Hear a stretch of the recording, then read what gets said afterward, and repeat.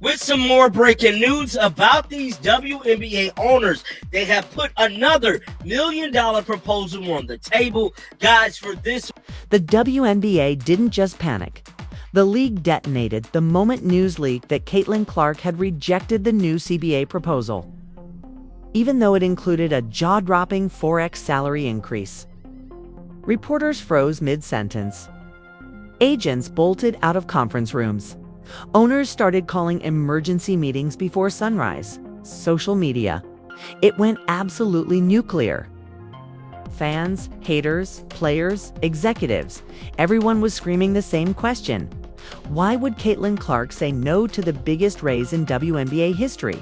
With more on the WNBA CBA negotiations, we have some new developments, and we welcome in our WNBA reporter, Alexa Philippou. Alexa, what more can you tell us about where things stand at the moment? Yeah, George, well, there was a lot of meeting, a lot of back and forth over the last few weeks in hopes of trying to get some movement as yesterday's extension neared. And I can report that, we saw a report a few weeks ago on the league's proposals to the players. I actually have some updated numbers I'd like to share you all of where the league's latest proposal stands. Right now, they're offering a deal with a salary for players at the maximum with a $1 million guaranteed base, projected revenue sharing, pushing those total earnings for maximum players to more than $1.2 million. Sources have told me just now. The average salary projection under this deal, the average salary across the board is projected to exceed $500,000. The minimum salary would be projected to exceed $225,000, sources tell me. And the salary cap would actually increase to $5 million a year, and sources say would be directly tied to revenue. Because nobody saw it coming? Not the media, not the players, not even the league office. When the story broke, cameras immediately swarmed to training facilities. Rumors exploded, claims that Caitlin was sending a message that she was challenging the system, that she was exposing something the league didn't want the public to know. TikTok detectives started analyzing her last press conference frame by frame. Twitter erupted with theories. Was the money fake? Were the conditions awful? Was Caitlin being punished behind the scenes? Or was she taking a stand for every woman in the league? But the real chaos erupted inside WNBA circles. Veterans whispered it was bold. Some said it was reckless. Others claimed it was heroic. Angel Reese posted a cryptic emoji. Paige Buchers liked a suspicious tweet. Aaliyah Boston unfollowed a league account. And behind closed doors, executives were in full-blown meltdown mode. Because Caitlin Clark didn't just reject a contract, she challenged the entire power structure of the WNBA. And the league, terrified, furious, scrambling, was about to strike back. Hard. And when the truth behind her decision finally surfaced, the entire world would understand why this was only the beginning. Long before Caitlin Clark stunned the basketball world by rejecting WNBA came up with a 6-week extension until January the 6th for these negotiations. Now they got a 48-hour window to where the players could say, you know what, we want to cancel out this extension. We want to go. A CBA proposal that promised 4 times her salary. The tension between her and the WNBA's power brokers had been quietly building layer by layer, pressure point by pressure, point until it reached a breaking point that no one on the outside could see coming. Because what the public didn't know, what the networks never aired, and what league officials desperately tried to bury, was that Caitlin had been fighting a hidden battle from the moment she stepped into the league. It began the week she was drafted. While fans flooded arenas and TV ratings skyrocketed, league executives whispered behind the scenes, worried, conflicted, intimidated. They had never seen a rookie immediately become the face of the league. They never expected someone so young to generate more revenue than entire franchises. And they definitely weren't prepared for an athlete whose influence eclipsed their control. One executive said it bluntly in a private meeting. If Clark becomes bigger than the league, we lose leverage. From that moment on, Caitlin felt the resistance. Not from her teammates, not from fans, not even from rivals like Angel Reese or Paige Buchers. The players respected her grind. They understood the pressure. They knew what it felt like to carry a sport that never gave them equal resources. But the league, they treated her differently. Every interview she gave was monitored. Every appearance was negotiated. Every marketing suggestion had to be approved. Every social media post was scrutinized. Her visibility benefited them until it didn't. Until she became too big, too fast, too powerful to be shaped into a neat, compliant storyline. Behind closed doors, the WNBA Players Association had been fighting for years to improve conditions, better travel, better pay, better maternity protections, better revenue share, better health care. Veterans carried bruises from long trips on commercial flights. Rookies slept on cramped buses. Stars iced injuries in airports. And every year when CBA negotiations came up, the league gave just enough to look supportive on, never enough to spark real change. Until Caitlin arrived, suddenly everything changed. Tickets sold out. Merchandise exploded. Broadcast numbers hit historic highs. Sponsors tripped over themselves to get involved. And instead of celebrating, executives panicked. Not because of Caitlin herself, but because they feared expectations rising with her popularity. One league official admitted privately, "If we raise salaries now, we'll never be able to lower them again." That's when Caitlin noticed the first cracks. Meetings where she wasn't supposed to speak, but was expected to smile. Marketing shoots where she was pushed as the face of the future, but not given input. Moments where she asked questions and received tense, clipped answers. The league wanted her fame, not her voice. And that tension reached its peak the moment CBA negotiations began. The WNBA's proposal hit players' inboxes like a miracle. A 4-times salary increase, travel upgrades, performance bonuses, marketing guarantees. The public saw a raise. Players saw a trap, because buried deep pages down in dense, legal phrasing were conditions no headline mentioned. Revenue caps limiting future earnings if the league exploded financially. Language weakening players' profit-sharing rights. Restrictions over athlete branding during league events. Clauses giving the league more control over star player image usage. A provision allowing the league to renegotiate individual endorsements tied to team markets. In other words, yes, salaries increased, but the league gained ownership of players' futures. And Caitlin Clark, she saw right through it. She wasn't the only one bothered. But she was the only one with enough influence to say no without immediate career suicide. Veterans whispered frustrations. Paige Buchers texted her confusion. Angel Reese sent her screenshots of concerning clauses. Even rookies who desperately wanted the raise admitted something felt off. The league expected everyone to sign blindly. They expected Caitlin to sign fastest. They expected her to validate the optics. But Caitlin had spent months listening to players' stories, the injuries, sacrifices, the disrespect. She'd heard veterans say they were grateful for scraps because that's all they'd ever known. She'd seen rookies hide tears from exhaustion. She'd watched superstars travel commercial the night before games. She realized something no executive anticipated. She wasn't fighting for herself. She was fighting for the entire league. And she couldn't sign a document that raised salaries today but stole player power tomorrow, so Caitlin sat alone in her apartment the night before the CBA vote, staring at the proposal on her laptop, heart pounding. She wanted to say yes. She wanted the headlines to be positive. She wanted the league to stop pushing her as difficult, but she couldn't ignore the truth. Signing meant sacrificing the future for short-term peace. Signing meant validating the league's control. Signing meant giving up the leverage her historic influence earned. At 2:13 a.m., she closed the laptop. Decision made. The next morning, she rejected the proposal. Executives were stunned. Agents panicked. Veterans whispered, she actually did it. Paige Buchers texted her, "I'm proud of you. Angel Reese tweeted an hourglass emoji. Aaliyah Boston simply wrote, "This just got real," and the WNBA.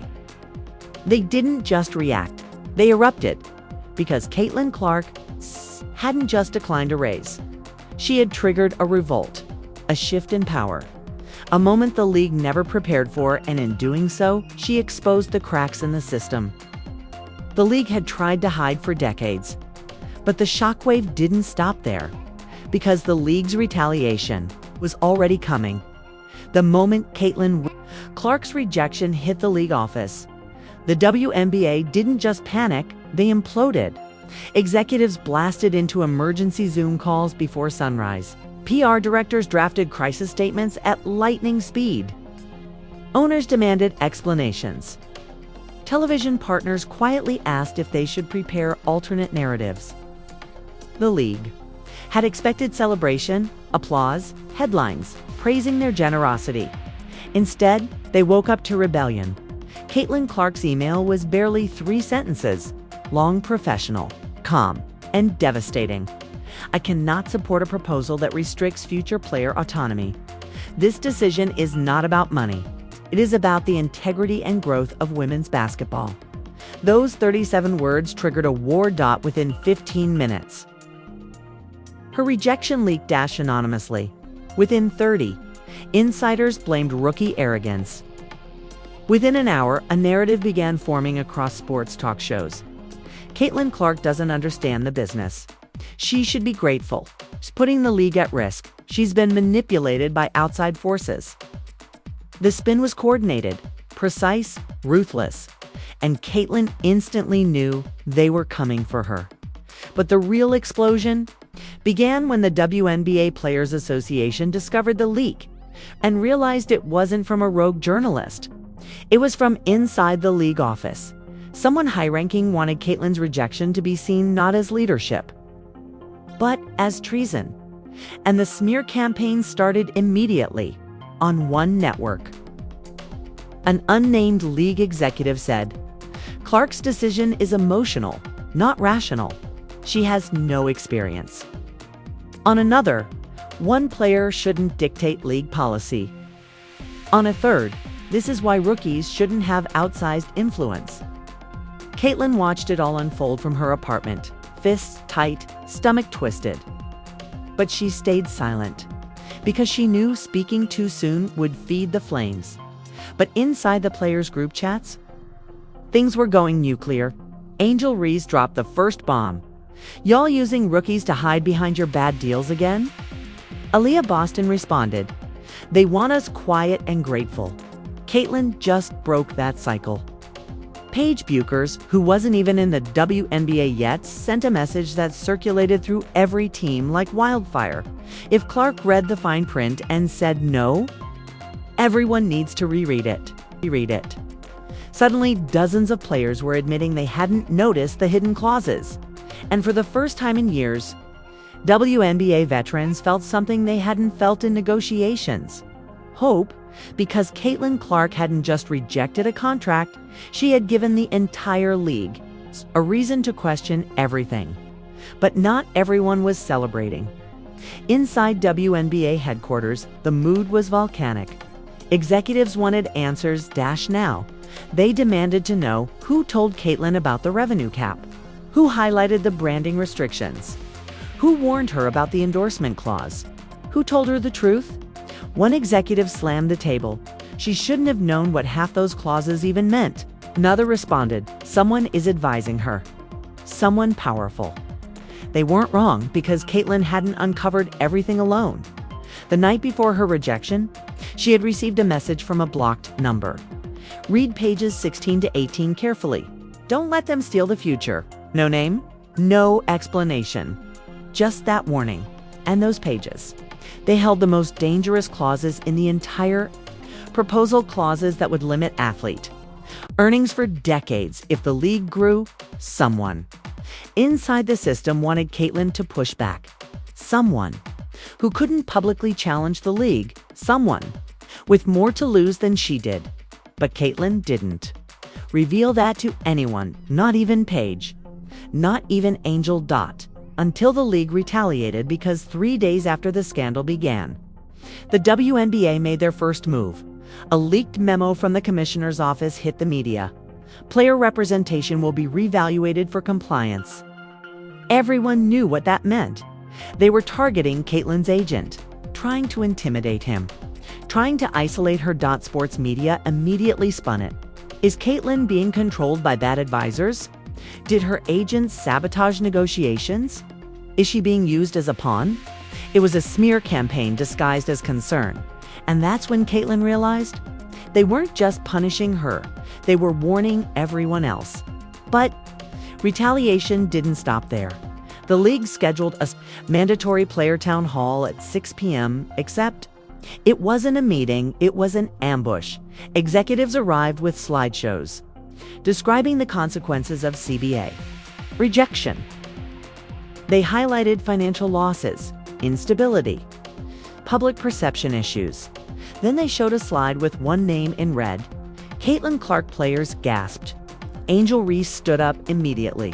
Aaliyah Boston muttered, "No way, they just did that." Caitlin sat frozen.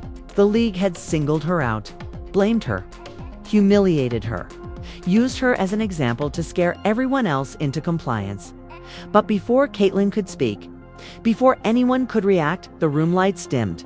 A spotlight shifted, and walking into the center of the room came someone nobody expected. Cheryl Miller. Caitlyn's breath caught. Executives turned pale. Players straightened. Because Cheryl Miller entering a negotiation meeting was equivalent to a nuclear bomb. She didn't work for the league. She didn't hold a title. She didn't need one. Her presence alone meant the league had lost control. She stepped forward, her voice echoing through the silent room. "So this is what we're doing now.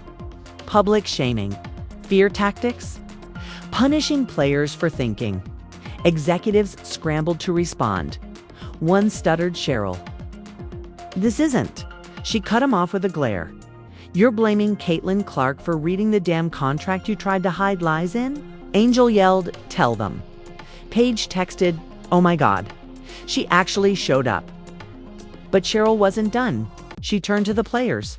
"All of you deserve better. Better salaries, better travel, better conditions, better treatment." And instead of negotiating honestly, they hid traps under a salary increase they hoped would blind you. Executives began shouting, "Cheryl, you have no authority. You don't belong in this meeting. This is confidential." Cheryl slammed her fist on the table. "They are the league," she thundered, pointing at the players. "You work for them." The room erupted, gasps, shock. Caitlin felt tears sting her eyes. Someone powerful was finally standing with her. But then, just as Cheryl prepared to reveal the hidden clauses to every player in the room, doors burst open. A security officer whispered something to a league executive. His face drained of color. He stepped to the microphone. And, with a shaking voice, he announced, "We have a situation, a major one." Everyone leaned forward. Caitlin's heart pounded. Cheryl folded her arms. The executives swallowed hard. A second CBA has leaked. And this one has Caitlin Clark's name written directly into the discipline section. Gasps, screams, shouts, direct punishment. Written into a contract. Against a single player. Illegal, corrupt, unprecedented chaos erupted as players surged forward. But Caitlin, she went pale because she recognized the document. She had seen it before, and she knew this wasn't the league's work. This was the work of the same mysterious insider who warned her the night before. But why? And what did they want? Before she could process it, her phone buzzed. A message from the same blocked number. "They're coming after you next. You need to leave the building now." She looked up and saw 3 security officers walking straight toward her. The room split open in chaos. The moment security started walking toward Caitlin, players shouted, executives panicked. Cheryl Miller stepped forward like a shield. And Caitlin, heart pounding, breath tightening, realized this wasn't symbolic punishment anymore. This was real. Immediate, targeted. Security wasn't approaching the room. They were approaching her. Angel Reese shoved her chair back. "Oh, hell no, why? Are you going to her?" Aaliyah Boston moved instinctively, stepping between Caitlin and the officers. "This is a player meeting, not a disciplinary hearing." A veteran guard yelled across the room, "Don't touch her. Don't you dare." But security continued forward, stone-faced, rigid, under orders. Cheryl's voice exploded like thunder. "Stop." And they did. But only for a second. A league executive rushed to explain, rambling, sweating, panicked. "This is a misunderstanding. Caitlin is not in trouble. We just need to escort her for clarification." Angel barked. "You literally wrote her into a discipline clause in the CBA." Players erupted. Chairs scraped. Phones raised, recording everything. Caitlin stood frozen, not afraid, but stunned. Betrayal stacked on betrayal. She had come trying to protect the future of the league. And the league responded by trying to quietly remove her from the discussion. "It's okay," Caitlin whispered shakily. "I'll go." "Nitrogen monoxide, you won't." Cheryl snapped Paige Buchers, watching live from her dorm through a player's Instagram stream. Typed in all caps, "Do not let them move her." But then something happened that flipped the entire power dynamic in the room. Cheryl walked directly toward security, not yelling, not threatening, just approaching. Slow, controlled, deadly. "You aren't escorting this player anywhere unless she chooses to go," she said. "And from what I can see, she's standing right here." Security looked conflicted. Their earpieces crackled. Someone higher up was giving orders they couldn't refuse. And then the lights flickered. A glitch. A blackout for a half a second. Then suddenly, every phone in the room vibrated at once. Players looked down, executives froze. Cheryl's eyes widened because new leak had just dropped. Not emails, not audio, not texts. The full internal WNBA CBA draft unredacted, every page, every clause, every hidden restriction, every executive comment, every targeted enforcement section, including one labeled Clark Contingency Protocol. The room gasped. Someone had dumped everything online, and the entire world was seeing it in real time. Angel screamed, "Holy, this is a full leak." Aaliyah muttered, "Someone inside the league did this. Someone big." Executives scrambled for their phones, swearing, panicking, calling lawyers, trying to lock down servers. Cheryl snatched the mic. "Who leaked this?" She demanded. No one answered, but Caitlin's phone buzzed again from the same block number. "Do not speak. Do not react. Your role comes next." Her stomach twisted. Who was this person? And why were they risking everything? Security froze, waiting for new instructions. The league executives huddled, whispering urgently. Players shouted over each other. They targeted us. They were planning to punish Caitlin. They lied to everyone. This is corruption. The WNBA commissioner herself stormed into the room, eyes wild, hair unsteady, jacket half-in, like she ran from her office. What happened? She shouted that the players started yelling all at once. They tried to take Caitlin. Your CBA has illegal clauses. You targeted a rookie. You hid revenue. You controlled branding. You've punished dissent. The commissioner slammed her hand on the table, ENOUGH. Silence fell, except for phones buzzing. Non-stop, with breaking news alerts. The commissioner pointed at her executives. Did you or did you not include disciplinary language targeting one player? Executives stuttered. One tried to explain it was theoretical, meant as a placeholder, not meant for publication. Cheryl cut in, don't lie. We all saw it. The commissioner turned to Caitlin. Did you receive threats, warnings, or pressure after rejecting the proposal? Caitlin hesitated.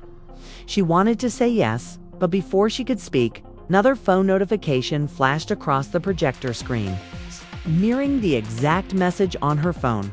They are listening. Stay silent. The room erupted. Who sent that? How did they get access to the projector? Is someone in this room controlling the leak? A veteran guard pointed to the back row. There's someone tampering with the tech. To the back row. There's someone tampering with the tech. Security sprinted toward the AV booth, but the door slammed shut from the inside.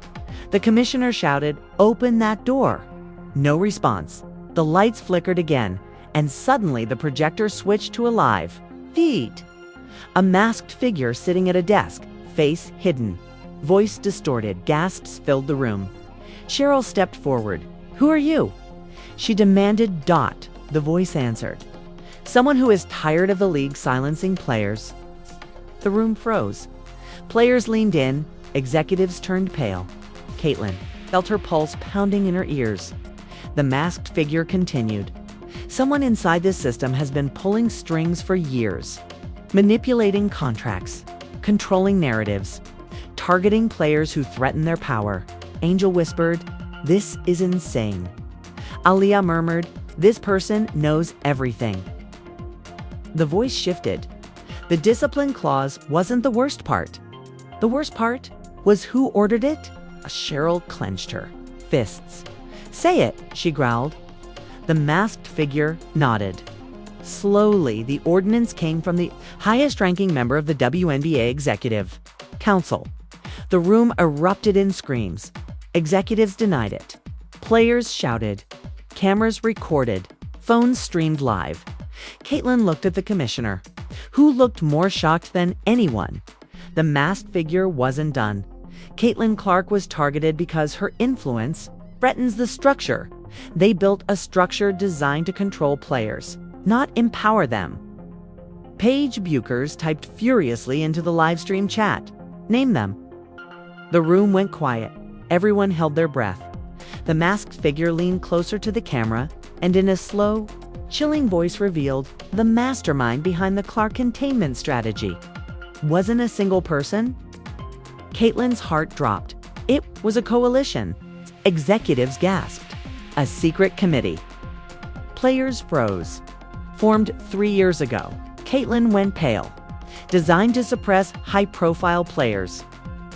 Cheryl's jaw tightened. And their next target? The feed glitched.static.silence. Everyone panicked. Who is IT? What happened? Did they cut the feed? But Caitlin's phone buzzed one last message. "You're in danger. They're coming for you. Run." She looked up and saw security turning toward her again. This time with orders they weren't going to hesitate to follow. Escalating. Directly from the last cliffhanger. The second security turned toward Caitlin, this time with certainty. Not confusion, the entire room snapped into survival mode. Players leaped from their seats. Cheryl Miller shoved forward, and the commissioner shouted for everyone to stand down. But security wasn't listening anymore. Their earpieces crackled with orders from someone above her. Someone higher. Someone powerful. And that's when the true fallout began. Because what happened next wasn't contained inside the building.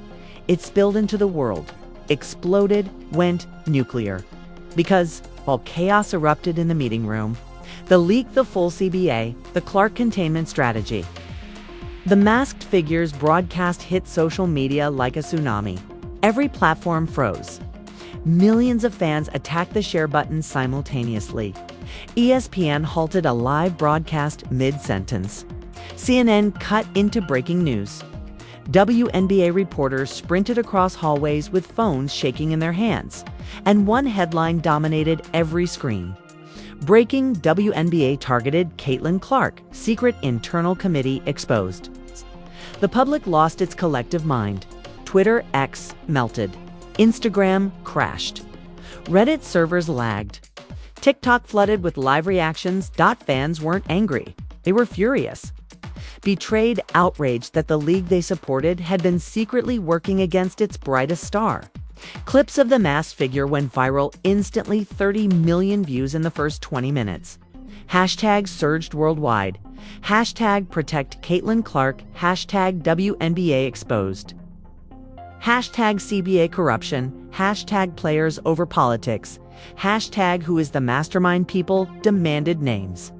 Demanded accountability. Demanded resignations. WNBA sponsors scrambled. Nike called an emergency meeting. Gatorade issued a vague statement about monitoring the situation. Wilson posted a basketball emoji that fans interpreted as shade toward the league. Even ESPN analysts, usually careful, blasted the WNBA.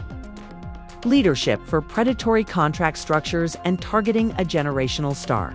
But inside the meeting room, Caitlin Clark was trapped in a nightmare. Security advanced. Players shouted. Executives panicked. Phones buzzed nonstop.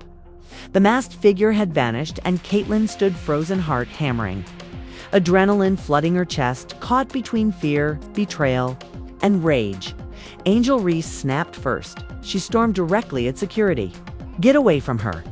You're not taking Caitlin anywhere." A second security officer grabbed her arm. She jerked away. The room erupted. Aaliyah Boston stepped forward, voice trembling with fury. "She's not going with you. Not after what you just got exposed for." A veteran shouted from across the room. "You're going to drag the face of women's basketball out like a criminal? Are you insane?" But security didn't stop. Someone through the earpiece said, "Remove Clark now before cameras arrive." Caitlin's stomach dropped. They weren't just trying to isolate her. They were trying to disappear her. Cheryl Miller exploded. "Oh hell, nitrogen monox, her and I burned this entire building down." Executives flinched, security hesitated. But the fallout wasn't just hitting the players and the league. It was hitting Caitlin's emotions like a wrecking ball. Her phone buzzed with hundreds of messages. "Paige Buchers, I'm coming right now. Don't move." Her agent, "Do not speak. Do not leave the room alone." Her parents, "We are driving to you." A random unknown number. "If they take you, they silence the truth. Don't let them." And beneath all of it, millions of fans posting videos crying, screaming, defending her. But Caitlin wasn't thinking about fans. She wasn't thinking about headlines. She wasn't thinking about fame. She was thinking one thing. How did this become my life? Her dream had turned into a battlefield. Her success had turned into a threat. Her honesty had turned into a weapon. And now the league she loved was trying to punish her for refusing to be controlled. Her throat tightened. Her eyes burned. Her vision blurred. She whispered under her breath, "I just wanted things to be better." But the fallout was far bigger than her. Outside the building, fans gathered, dozens. Then, hundreds holding signs. "We stand with Caitlin. Stop targeting players." No, more silence. They chanted her name.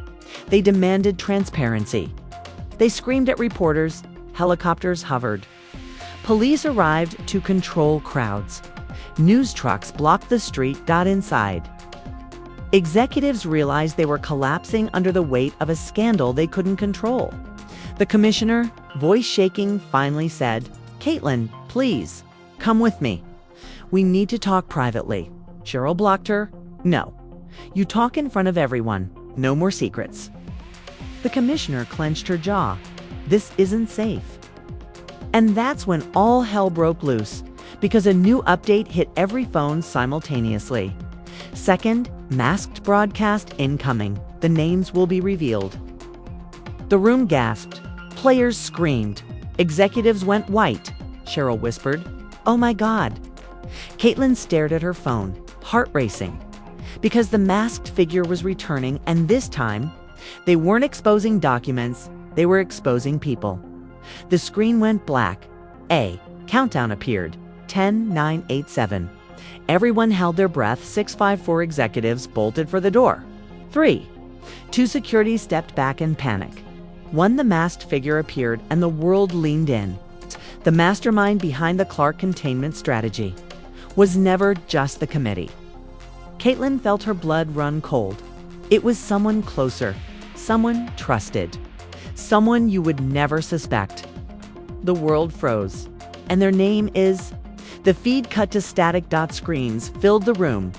Caitlin's phone buzzed with one final message. "You need to know the truth before they shut it down. Meet me alone. Now." She looked up and saw the entire league turning toward. Her waiting, watching, terrified, because the biggest twist of all was about to drop the moment the masked figure's feed cut out. The entire room fell into a stunned, vibrating silence, waiting for a name that never came. Executives bolted toward the exits. Security panicked. Players shouted over one another. Cheryl Miller grabbed her phone, snarling curses under her breath. And Caitlin. She stood in the center of the chaos like the eye of a storm still, shaking, but burning with a fire she'd never felt before. The message on her phone flashed again. Meet me alone. Now. Her heart slammed against her ribs. Someone wanted to reveal the truth. Someone wanted to help her. But someone also wanted her isolated. Angel Reese stepped beside her. You're not going alone. I don't care what that text says. Aaliyah Bosson nodded. We're your teammates before anything else. Even a veteran approached. You leave this room with protection. Understand? But Caitlin shook her head slow, pained. They said the truth only comes if I go alone. And if I don't, they'll shut everything down. Angel's voice broke. Caitlin, this is how people get set up. Cheryl stepped in, eyes glowing with protective fury. What exactly did they say to you? Caitlin showed her the screen. Cheryl inhaled sharply. This is someone deep. Someone with access. Someone risking everything. But going alone? It's suicide. Before anyone could argue again, the commissioner re-entered Dashin shaken, clinging to a stack of printed documents. We need to evacuate the building, she said urgently. The leak compromised our entire security system. We don't know who's watching us. Cheryl snapped. You don't evacuate. You explain who targeted Caitlin. Who created that committee? Who wrote those clauses? But the commissioner said nothing. Her silence was an answer. Players gasped. Executives looked down. Security shifted guiltily. Caitlin felt her chest tighten. Guiltily. Caitlin felt her chest tighten. It was you. Her voice was barely a whisper, but the room heard it like a gunshot. The commissioner's eyes widened. No, Caitlin, I swear. But before she could finish, another phone buzz echoed through the room. Then another. And another. And another. Everyone checked their screen at the same time. A new update from the masked figure. The commissioner is not the mastermind, but she knows who is. The room erupted. Executives backed away from her. Players stared in betrayal. Cheryl's voice shook with rage. UKNEW. The commissioner broke tears. Real ones. I didn't create it. But I couldn't stop it. Angel shouted, Who is it then? Silence. The commissioner shook her head. If I say the name, the league won't survive the hour. Caitlin stepped forward slowly. Voice steady. Voice brave. Tell me. The commissioner looked at her not like a boss, not like an enemy, but like someone forced into a nightmare she couldn't escape. It wasn't a WNBA official. It wasn't a coach. It wasn't an executive. Her hands trembled. It was someone who controls everything from outside. Someone who profits if players stay powerless. Cheryl's eyes narrowed. Who? The commissioner whispered, a major sports media owner. Gasps cracked through the room. A conglomerate, she continued. A person at the top of one of the biggest broadcast networks in the world. Angel's voice trembled. You're telling us a media boss created a committee to control players. The commissioner nodded. They decide which stories rise, which players trend, which athletes get pushed, and which ones get silenced, and they chose to silence me. Caitlin whispered, yes, the commissioner admitted. You were rising too fast, too independent, too influential. You were becoming bigger than the networks that profit off the league. They couldn't control you, so they tried to contain you. Caitlin's eyes burned. Anger, hurt, betrayal. A lifetime of sacrifice. This is what stood behind her biggest nightmare. But the commissioner wasn't finished. They aren't just responsible for the CBA language. They orchestrated Forbes. They influenced rankings. They leaked selective narratives. They pushed commentators to balance the storyline. A boom shook the building. Lights flickered. Security radios crackled. Players screamed. Cheryl grabbed Caitlin's arm. "We have to move." Executives scattered. The commissioner yelled, "Security breach in the main lobby." Caitlin's phone buzzed again, one final message. "Don't run from me. Come find me. If I go down alone, they win." She stared at the screen. "Who are you?" she whispered. The answer appeared instantly. "The only person who can prove who targeted you." The building alarms blared. Security sprinted. Cheryl pulled Caitlin toward an emergency exit. Angel and Aaliyah guarded her flank, but as they pushed through the stage doorway, Caitlin looked back at her. Phone. One last unread message. Sender unknown. Attachment video file. Title: The Real Mastermind Revealed. She tapped at the screen. Loaded. The first frame appeared and Caitlin gasped so violently she stumbled backward, because the face on the screen was someone she knew, someone nobody expected, someone whose involvement meant the scandal wasn't just about contracts, it was about power, corruption, money, control. And the moment Caitlin whispered the name, everything went black. The moment Caitlin Clark saw the mastermind's face, the person secretly controlling narratives, manipulating contracts, orchestrating hit pieces, influencing Forbes, sabotaging negotiations, and puppeteering the entire sport, her world didn't just break, it reset. Because this wasn't about money anymore. This wasn't about a CBA clause.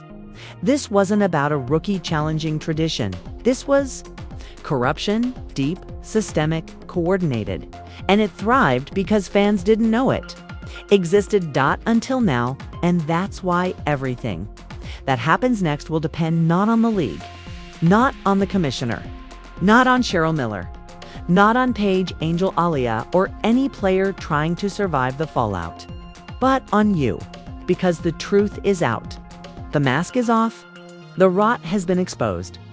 The WNBA is at a breaking point, a war between the people who built the sport and the people who profit from controlling it. Caitlin Clark's refusal to sign that CBA wasn't defiance. It wasn't ego. It wasn't arrogance. It was a warning, a line in the sand, a desperate attempt to protect the game she loves from being swallowed whole by people who see players as assets, not humans. Now it's your turn.